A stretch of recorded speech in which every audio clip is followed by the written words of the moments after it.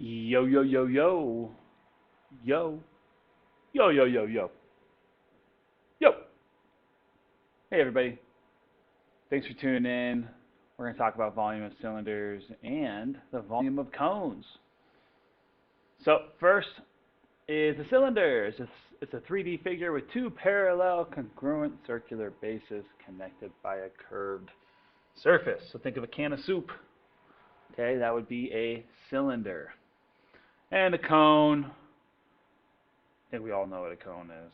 Okay, 3D figure with one vertex and one circular base, so that's when it comes to a point at the end. It doesn't have two circles. Now, we are going to find the volume of both of these. And honestly, the cylinders is no different than volume of any prism that we've learned. It's still area of the base times the height. So you'll notice our formula here is we're still finding the area of the base and multiplying it by the height. The only difference is that with the cylinder, the area of the base is just the formula for it, and that's pi r squared. So we do have to find the area of that circle, which is the base, and multiply it by the height of the entire cylinder. So no different than what we've been doing. So the biggest thing is knowing how to find the area of a circle. So pi r squared times the height of the entire cylinder. So that's the formula we're going to use. We need to have the radius. I'll plug in my values, and then I just solve. So here's what I have, is I have a cylinder. So we have the circles on both sides. The base has a radius of 3. So I'm going to plug that in as 3 squared. And then the height of the entire cylinder, remember the height is the distance between the two bases of the two circles, is 10. So that's me plugging in all of the values into my volume formula, and now this is where I just get to solve. So the first thing we have to do is our exponent. So 3 squared is 9. I always say pi for last. So I'm going to do 9 times 10, and then I'm going to multiply by pi. So 9 times 10 is 90.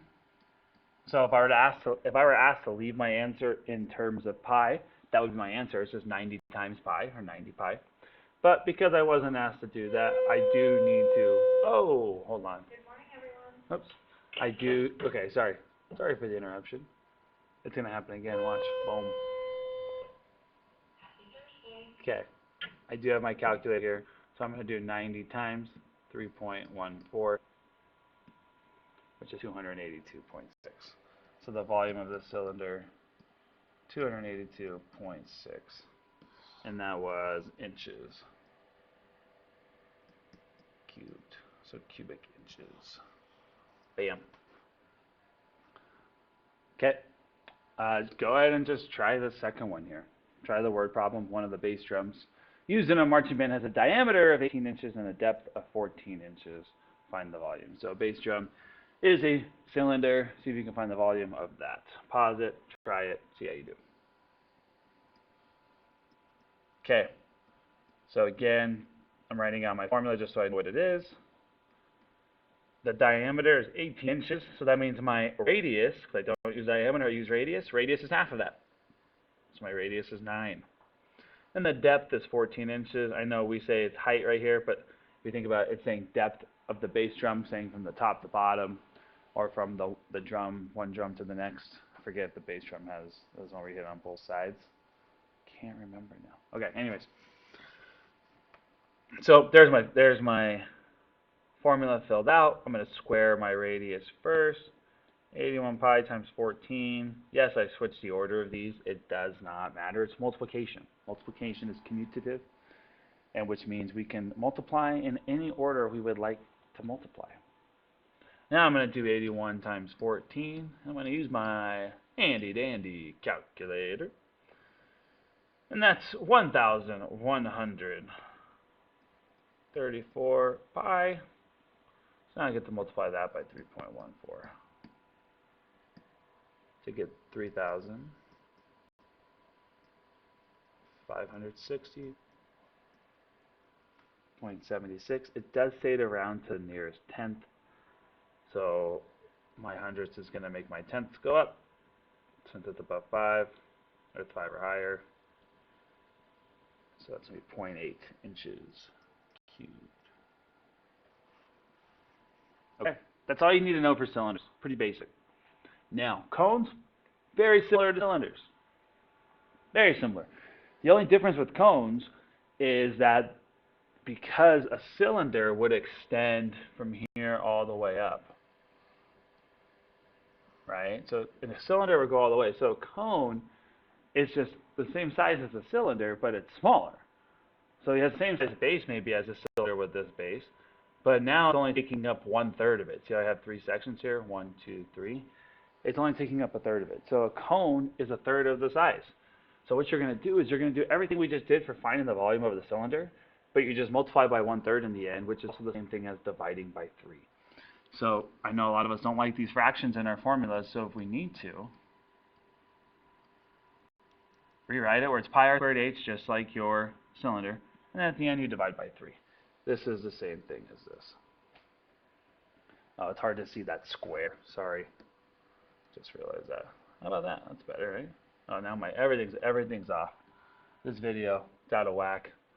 Everything's messed up. We've been interrupted. It's okay. So anyways, there's your formula for volume of a cone. So again, it's the same thing as a cylinder, but it's just 1/3 of the size. So therefore, we just have to divide it by 3 after we find the volume if it was a full cylinder. All right, let's just move it back. This is a nightmare. Okay, so here I have a cone here for a geography project. Karen built a clay model of a volcano in the shape of a cone. Her model has a diameter of 12 inches. Oh, this problem doesn't match. They're 2 different problems. My bad. I knew that. I don't know why I assumed that it was the same. So let's find the volume of this first one together. You'll find the volume of this one on your own. So this cone right here has a radius of 2 inches. So I'm going to plug that into my formula. So pi times 2 inches squared. The height of the whole cone is 8 inches. The height of the cone is always going to be at a right angle, going down the middle. So it's always going to be at a right angle. It's never going to be this slant height. And eventually I have to divide all that by 3. We'll divide by 3 last. So let's see here. This is going to be times 4 times 8 divided by 3. So that's going to be 32 pi divided by 3. And this is where the calculator comes in handy. 32 times 3.14, 100.48. Notice I'm still writing all my steps down. This is how I stay organized to make sure I'm not making any mistakes. And then I get to divide that by 3. 33.493 repeating. The last one we rounded to the nearest tenth. So let's just round this one to the nearest tenth to get 33.5. And again, it's cubic inches. Okay, try the word problem out on your own. See how you do. Okay, for her geography project, so we have a volcano in the shape of a cone, diameter of 12 inches, which means my radius is 6 inches. So I can plug that in. Height of 8 inches. We want to find the volume to the nearest tenth. So I get to divide by 3. So that's going to give me 36 pi times 8 divided by 3. 36 times 8, 288 pi over 3. So 288 pi is 94.32. And then I got to divide that by 3 to get my final volume of 301. 0.44. It does say to round to the nearest tenth, so it'd be just 301.4. And that would be inches cubed, or cubic inches. That's it. So, things to remember. Always use radius.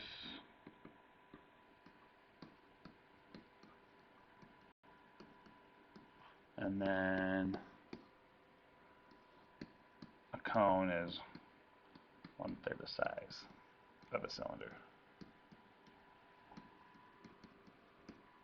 You could also write in your formula there if you'd like to. That might help as well. Okay, that's all I got. You have 2 independent practices, independent practice problems. Get those done. Thank you for watching. Hope you enjoyed it. Pretty is out.